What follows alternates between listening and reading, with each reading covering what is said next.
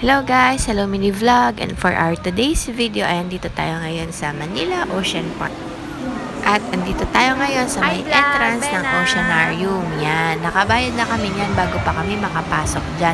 Ang entrance fee ngayon ay 779 pesos each. And in our case, si Vena ay may bayad na kasi lampas na siya dun sa 2 feet na libre. Biglaan tong lakad na to, promise, hindi ko to alam dito pala kami pupunta. At tuwan-tuwa naman ako nung nakabalik ulit ako dito kasi napakatagal ng panahon nung nakapunta kami dito. Siguro ay noong opening pa nung huli kami nakapunta. At syempre, ayan si Vena, tuwang-tuwa sa kanya mga nakikita ng mga isda and other sea creatures. Ayan, tingnan nyo naman, dyan pa lang sa may bukana, tuwang-tuwa na siya. At lalo na nakapasok siya sa kauna-unahang stop ng mga aquarium.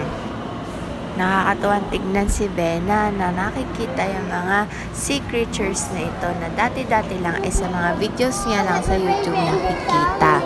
At yan, tuwan-tuwa din dyan si Vena sa mga seahorses and also sa napakalaking aquarium na ito. We're inside the... Where are we, Vena? Dindatane. Vena.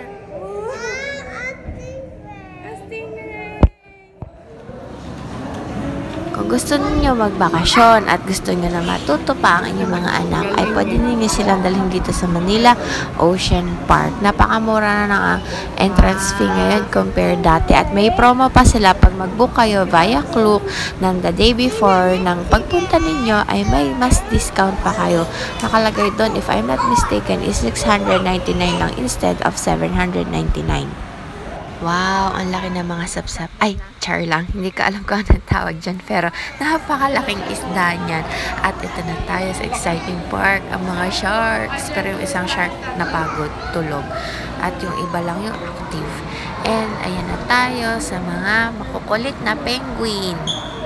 Ewan ko kung ano nangyari sa salamin ng penguins, pero ang labo talaga. Anyway, pagkatapos nun ay dyan na kami sa souvenir shop and nagdiretso na kami sa jellyfish.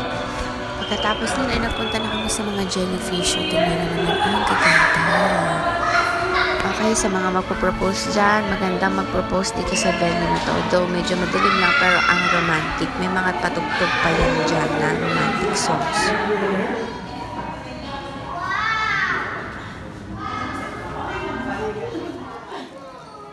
At pagkatapos nga sa mga jellyfish, ay dito na tayo sa mga reptiles.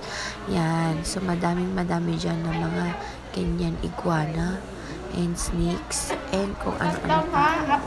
Tuwa-tuwa dyan si Vena kasi akala niya nakabalik siya ng Manila Zoo kasi nakita niya yung mga snakes. At dyan sabi namin kay Vena, hanapin yung ipis din niya makita kahit ang laki-laki na nasa harapan niya.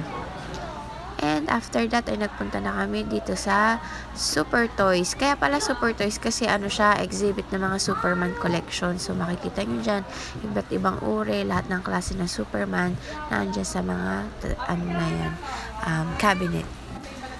Yan o, may Chucky pa o. And yung mga figurines and t-shirts.